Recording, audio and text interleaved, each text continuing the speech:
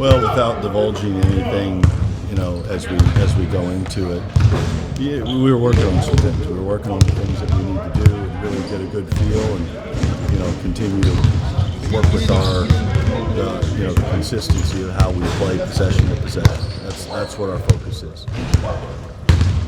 How receptive have they been to this change? And it's a different voice. These guys are pros. These guys have been great. Have you decided yet what you'd like to change, I guess? Keeping in your not wanting to divulge secrets thing, but are you able to say what you do want to change, what you want to make your own, I guess? Well, we've really started in real simple terms that we just want to be better at doing what we're doing every possession. And so it's just, really getting to those things and sticking to it.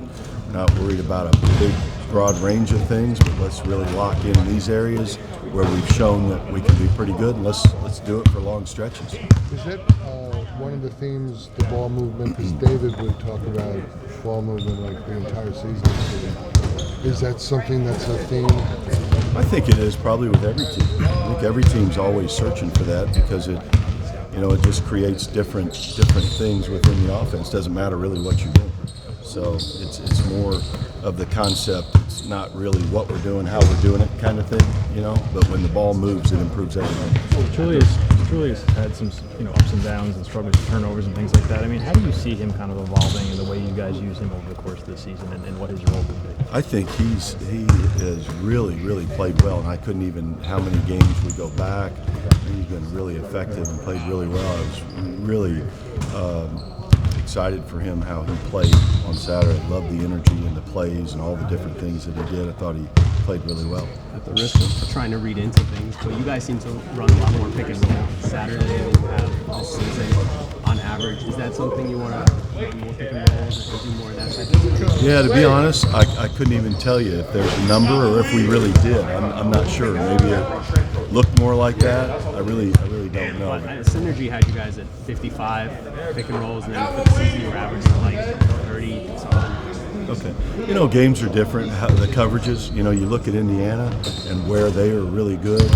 They're winning the game, the number one field goal percentage team defending the rim. So you've got to move those guys around, and I don't know, maybe it was just the game that we got wrong. Was obviously foul shot have been an issue this season for you guys? Are you doing anything different to try to rectify that problem? Coaches have worked on free throw shooting since, the beginning of time. And but there are different techniques. No? Yeah, there's different things you can do, and you try different things. And, the bottom line is guys getting comfortable and stepping up there and, doing what they're doing. We've got guys that throughout their careers, they're scorers and they've made free throws. And so, you know how a season goes. You go through some things sometimes. I've coached guys over the years that maybe don't get off to a great start, and then you look at the second half of the season and you see a big break in the first half of the second half. And that's what we're trying to do with everything. We want to just, every team that we've ever been a part of, that's how we do it. We want to be better as we go. I haven't got a chance to see what Carmelo's done. Does he look like Carmelo to you, like the guy who's a year out of the league? He scores the ball. Yeah, I've watched a couple of games, a few games, I guess, and he's scoring the ball. He still presents the same problems for a defense that he always has. Anything you want to see? RJ obviously had a great start. His shooting percentages have dipped a little bit. Anything you want to maybe unlock with RJ, or want to see more of, or less of? He has been so good about coming in and getting his work in and how he approaches every game. Been so impressed with his maturity as a young guy, as a rookie. I think part of this is just the experience of going through it and seeing different coverages and playing against a different guy, getting used to all the things at the NBA. There's only so many things you can do to get him ready, and then he has to go experience it. I think he's done a great job handling those things. How has he been with, obviously there's more information about him now, more games for teams to evaluate him. How has he been with making the adjustments to kind of counteract what they're trying to do? I think good. I think he studies it. He wants to see those things, and that's why he's been so fun to work with, because he wants to get better.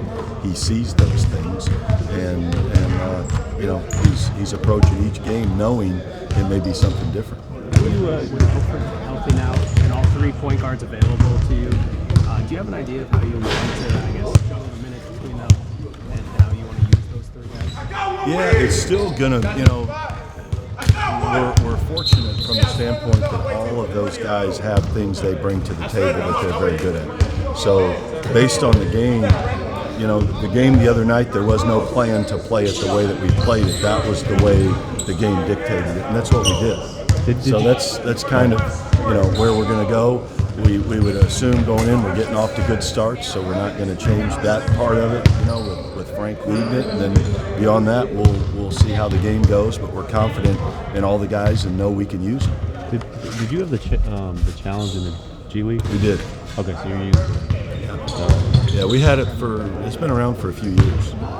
So Do you feel very comfortable knowing when? And we've kind of gone through it. I think even some of the data early that I've seen from the NBA is maybe a little different than what it was in the G League with how people have used it. okay. So I think you use it when you're sure that you saw that play, and more so when you need to. Maybe it changes momentum. Maybe it saves a foul on a guy that didn't foul. Maybe it takes a basket away. You try to use it where it's going to be advantageous. My experience with that is, I think on average last year in the G League, it was like every third game that the coach used a challenge, so it wasn't like it happens every game. They're using it more here. What's that? I think they're using it more in the NBA then. Yeah, maybe. And people are using them earlier. In the G League, they didn't use them that early. They were saving them till later. So does it impact the game? Does it impact your team? I think that's how you try to use it. There's probably different philosophies, and I've read all the comments on it. It's been interesting because we've been doing it for probably 4 years, The way in the G League. the way rules are, Indy couldn't challenge in the final second there. Say that again? Indy couldn't have challenged the foul call, right? On the Randall. On the In the second. final 2 minutes. You can't challenge in the final 2 minutes. You can challenge a foul in the final 2 minutes. They didn't challenge the Randall? Did they use it already? I don't think so. No, they didn't. There was no challenge. Wow. You have to make this. And you have to do it quickly, and so. And again, if you didn't see it, did they have a timeout?